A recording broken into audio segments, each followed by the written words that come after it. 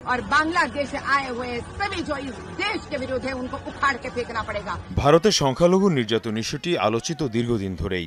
মুসলিম সহ অন্যান্য ধর্মীয় সংখ্যালঘুরা উগ্র হিন্দুত্ববাদীদের নির্যাতন, হেনস্থা এবং বৈষম্যের শিকার হচ্ছেন। এবার এই ইস্যুতেই প্রতিবেদন দিল মার্কিন ফেডারেল সংস্থা USCIRF।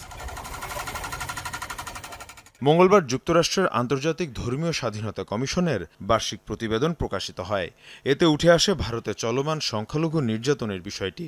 প্রতিবেদনে ধর্মীয় নিপীড়ন হওয়া দেশগুলোর মধ্যে অন্যতম দেশ হিসেবে ভারতকে চিহ্নিত করা হয়, অন্তর্ভুক্ত করা হয় রেড জোনে। প্রতিবেদনে বলা হয় 2024 সালে দেশটিতে ধর্মীয় স্বাধীনতার পরিস্থিতির আরও অবনতি হয়েছে।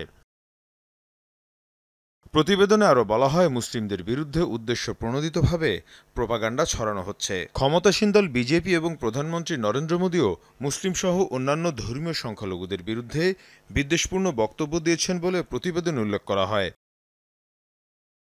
পাশাপাশি প্রতিবেদনে উঠে আসে ভারতের গোয়েন্দা সংস্থা রিসার্চ অ্যান্ড অ্যানালাইসিস উইং রয়ের ওপর নিষেধাজ্ঞার বিষয়টি। ভারতীয় গোয়েন্দা সংস্থা রয়ের বিরুদ্ধে 2023 সালে নিউ ইয়র্কে এক মার্কিন শিখ নাগরিককে হত্যা চেষ্টার অভিযোগ ওঠে। তারই আলোকে রয়ের ওপর নিষেধাজ্ঞার সুপারিশ করা হয় প্রতিবেদনে।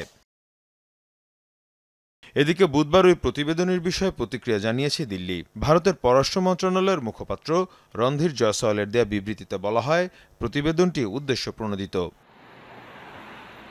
এর আগে গেল বছরও মার্কিন ধর্মীয় স্বাধীনতা প্রতিবেদনে ভারতের সমালোচনা করা হয়। মীর মুশফিক হাসান, যমুনা নিউজ।